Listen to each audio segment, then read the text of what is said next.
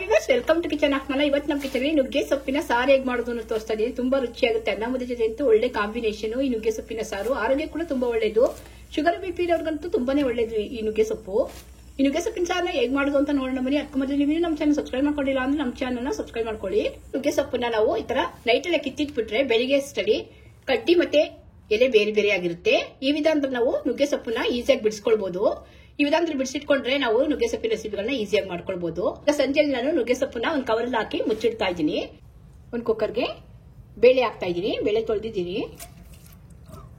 ಒಂದು ಅರ್ಧ ಪಟ್ಟರಷ್ಟು ಬೇಳೆ, ಸಣ್ಣಗೆ ಹೆಚ್ಚಿರುವಂತ ಟೊಮೊಟೊ, ಒಂದು ಸ್ಪೂನ್ ಅಷ್ಟು ಕುಕಿಂಗ್ ಆಯಿಲ್, ಅಡುಗೆ ಎಣ್ಣೆ ಹಾಕಿದ್ದೀನಿ ಒಂದು ಸ್ಪೂನ್ ಅಷ್ಟು, ಸ್ವಲ್ಪ ಅರಿಶಿನ. ಕುಕ್ಕರ್ ಕ್ಲೋಸ್ ಮಾಡಿ ಒಂದು 3 ವಿಸಿಲ್ ತೆಗಿತಾ ಇದ್ದೀನಿ. ಬೇಳೆ ಟೊಮೊಟೊ ಕುಕ್ಕರ್ಗೆ ಹಾಕಿದ್ದೀನಿ. ಇಲ್ಲಿ ನೋಡಿ, ನಾನೇನು ಸಂಜೆಯಲ್ಲಿ ಕಿತ್ತಿಟ್ಟಿದ್ದ ನುಗ್ಗೆ ಸೊಪ್ಪು ಇಲ್ಲೆಲ್ಲ ಬಿಡಿಸ್ಕೊಂಡಿದೆ. ತುಂಬಾ ಸುಲಭ ವಿಧಾನದಲ್ಲಿ ಈ ತರ ನುಗ್ಗೆ ಸೊಪ್ಪನ್ನ ಬಿಡಿಸ್ಕೊಳ್ಬಹುದು. ನುಗ್ಗೆ ಸೊಪ್ಪೆಲ್ಲ ಈಗ ತೊಳೆದಿಟ್ಕೊಳ್ತಾ ಇದ್ದೀನಿ.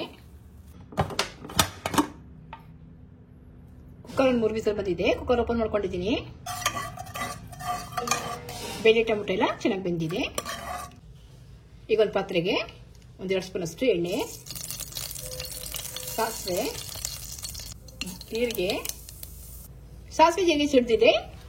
ಈರುಳ್ಳಿ, ಒಣಮೆಣಸಿನಕಾಯಿ, ಕರಿಬೇವು. ಈರುಳ್ಳಿ ಚೆನ್ನಾಗಿ ಫ್ರೈ ಆಗಿದೆ.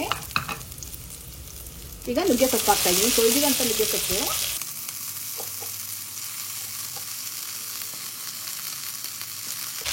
ಇನ್ನೂ ಚೆನ್ನಾಗಿ ಫ್ರೈ ಮಾಡ್ಕೊಳ್ಬೇಕು.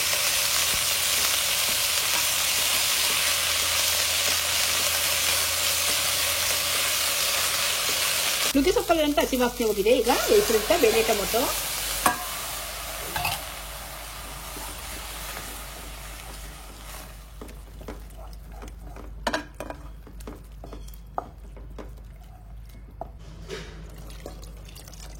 ಸ್ವಲ್ಪ ನೀರು ಕೂಡ ಹಾಕಿದ್ದೀನಿ. 1-2ರಿಂದ 3 ನಿಮಿಷದ ಕಾಲ ಚೆನ್ನಾಗಿ ಬೇಯಿಸ್ಕೊಳ್ಬೇಕು. ನುಗ್ಗೆ ಸೊಪ್ಪು ಬೇಯುತ್ತೆ ಬೇಳೆ ಟೊಮೊಟೊ ಜೊತೆ.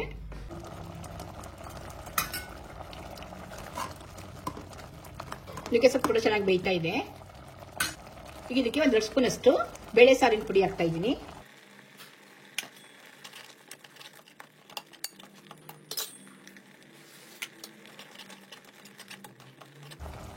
ರುಚಿಗೆ ತಕ್ಕಷ್ಟು ಉಪ್ಪು.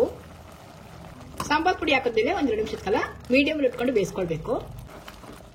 ಸಾಂಬಾರ್ ಪುಡಿ ಹಾಕಿದ್ಮೇಲೆ ಕೂಡ 1-2 ನಿಮಿಷದ ಕಾಲ ಚೆನ್ನಾಗಿ ಬೆಂದಿದೆ ನುಗ್ಗೆ ಸೊಪ್ಪು. ಕಾಸ್ತಳಿ ಹಸಿ ತೆಂಗಿನ ತುರಿ,